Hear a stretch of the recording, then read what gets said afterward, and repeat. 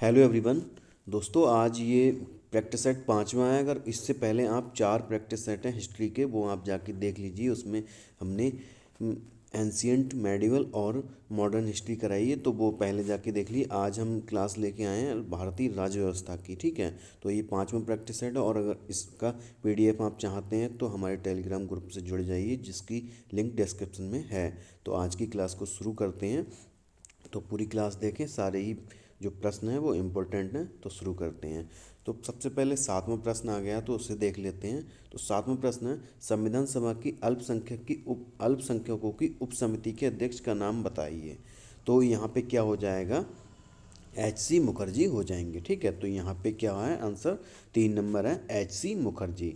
अगला है, पहला प्रश्न है, संविधान सभा द्वारा भारतीय संविधान को कब पारित किया गया। तो मतलब अंगीकृत कब किया गया या अधिनियमित कब किया गया था, तो वो कब किया गया था, 26 नवंबर 1949 को किया गया था। तो इस दिन कुछ अनुच्छेद थे वो लागू हो गए थे, बाकी 26 जनवरी 1950 को लागू पूरा संविधान हो गया था। तो 26 नवंबर 1949 हो जाएगा इसका। दूसरा प्रश्न है, 1946 की अंतरिम सरकार में कार्यकारी परिषद के उपाध्यक्ष कौन थे। तो कार्यकारी परिषद के उपाध्यक्ष कौन थे, तो यहाँ पे हो जाएंगे जवाहरलाल नेहरू हो जाएंगे। ठीक है, जवाहरलाल नेहरू हो जाएंगे। अगला प्रश्न है, भारतीय संविधान के कितने शब्दों का बना है, कितने शब्द हैं इसमें। तो वैसे अगर बात करें तो कितने शब्द हैं, 1,40,385 शब्द हैं। तो यहाँ पे अगर आप गूगल करेंगे तो 1,46,385 हो जाएंगे। तो क्योंकि यहाँ पे सबसे जो बड़ा ऑप्शन है वो है 1,20,000, तो यहाँ पे 1,20,000 आप लगा देंगे। ठीक। अगला है, भारत का संविधान लिखा गया था तो कितने समय में लिखा गया था। 3 वर्षों में, 2 वर्ष से अधिक किंतु 3 वर्ष से कम अवधि में, 3 वर्षों से अधिक अवधि में, या फिर 2 वर्षों में। तो जैसा कि आप जानते हैं, इसमें टोटल समय लगा था 2 वर्ष, 2 वर्ष 11 माह, 11 माह 18 दिन। तो यहाँ पे क्या है, ये 2 वर्ष से ज़्यादा है किंतु 3 वर्ष से कम है, तो यही वाला सही हो जाएगा। तो पहला ऑप्शन सही है यहाँ पे, 2 वर्ष से अधिक किंतु 3 वर्ष से कम। अगर एक्यूरेट एकदम पूछे तो क्या लगा देंगे आप, 2 वर्ष 11 माह 18 दिन। अगला है, भारतीय संविधान को माना गया है। तो यहाँ पे क्या हो जाएगा ऑप्शन सही, भारतीय संविधान को क्या माना गया है, रूप विधान में संघीय और भावना में एकात्मक माना गया है। अगला प्रश्न है यहाँ पे, निम्नलिखित में से किसने पहले 1935 में संविधान सभा का सुझाव दिया था। तो किसने दिया था, एम एन रॉय ने दिया था। ठीक है, एम एन रॉय ने दिया था।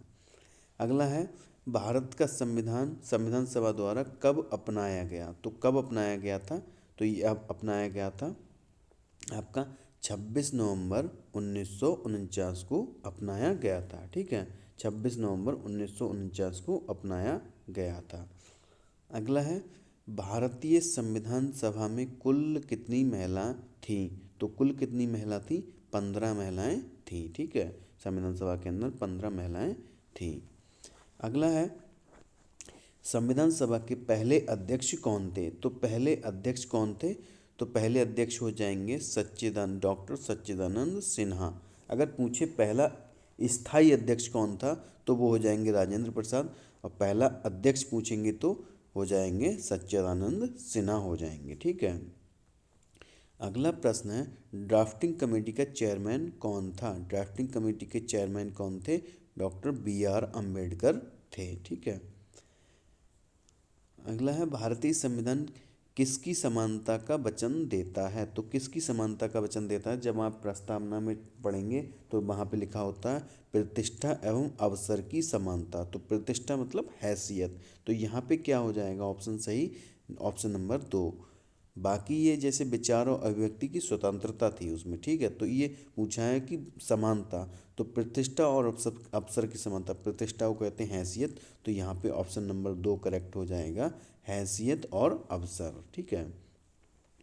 अगला प्रश्न है, निम्नलिखित में संविधान की आत्मा के रूप में माना गया है। तो संविधान की आत्मा के रूप में किसे माना गया है, तो ये हो जाएगा आपका मूल अधिकार हो जाएगा। ठीक है, मूल अधिकार नहीं, सॉरी, मूल, ये हो जाएगा प्रस्तावना हो जाएगा। ठीक है, आत्मा है प्रस्तावना। अगला है, अंतर्राष्ट्रीय शांति और सुरक्षा को बढ़ावा देने से संबंधित प्रावधान भारतीय संविधान के निम्नलिखित में से किस एक भाग के रूप में उल्लिखित है? तो ये हो जाएगा राज्य के नीति निर्देशक सिद्धांत। अगर अनुच्छेद पूछता तो क्या हो जाता? अनुच्छेद 51 यहाँ पे हो जाता। ठीक है, अनुच्छेद 51 हो जाता। तो ये सही हो जाएगा, राज्य के नीति निर्देशक तत्व।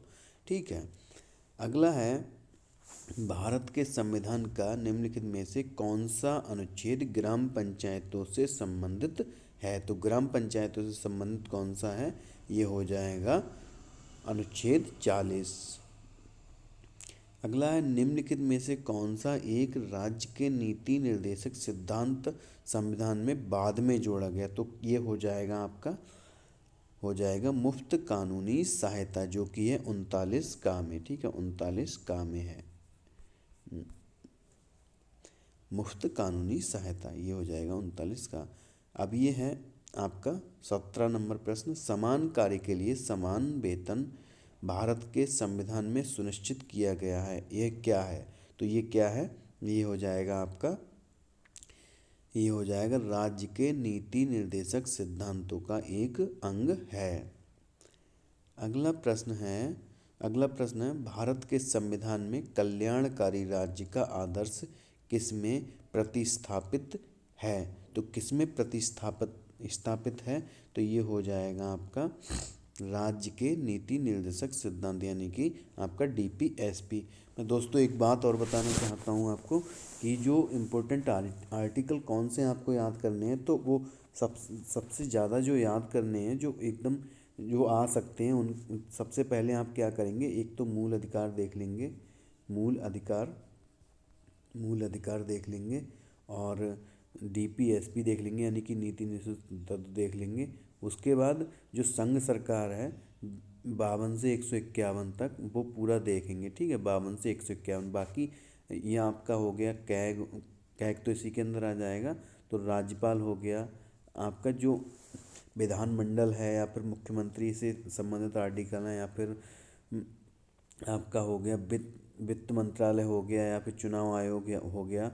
तो 343, 352, 356, 360 ये सारे, और ये 245 से 255 बहुत इंपॉर्टेंट है, 245 से 255 ये आ सकता है। और ये देख लेंगे 263 देख लेंगे, 263 हो गया, 280 हो गया, ये सारे आप देख लेंगे, ये सारे ही इम्पोर्टेंट है। यहाँ पे 245 से 255 देखना है आपको, ये सारे ही इम्पोर्टेंट हैं। और जितने भी जैसे महाधिवक्ता हो गया, ये सारे आर्टिकल आपको ध्यान रखना है। या महाधिवक्ता की अगर बात करें तो 165 आर्टिकल हो जाएगा, अगर महान्यायवादी की बात करें तो 76। ऐसे करके सारे आपको याद रखने हैं। ठीक है, ये आ सकते हैं कोई भी। और चैनल पर अगर नए हैं और वीडियो पसंद आ रही है तो चैनल को सब्सक्राइब करें और वीडियो को लाइक करें। ठीक है, 19 नंबर प्रश्न है, निम्नलिखित में से कौन सा एक राज्य के नीति निर्देशक तत्व नहीं है? तो कौन सा नहीं है? तो ये हो जाएगा 14 वर्ष की आयु तक के बच्चों को निःशुल्क शिक्षा। तो यहाँ पे क्या है, अब ये क्या है, ये मूल अधिकार बन चुका है। ठीक है, तो मूल अधिकार बन चुका है, मूल कर्तव्य भी बन चुका है ये। तो इसमें क्या हो जाएगा, 14 वर्ष तक के बच्चों को निःशुल्क शिक्षा। तो दोस्तों ये वीडियो बहुत ही इम्पोर्टेंट रहेगी आपको आने वाले जो एंट्रेंस एग्ज़ाम है उसके लिए। और चैनल को सब्सक्राइब कर लीजिए, जिससे कि आपको हर वीडियो की नोटिफिकेशन आपको मिलती रहे, जिससे कि आप हर वीडियो देखते रहें। ठीक है दोस्तों, धन्यवाद, जय हिंद।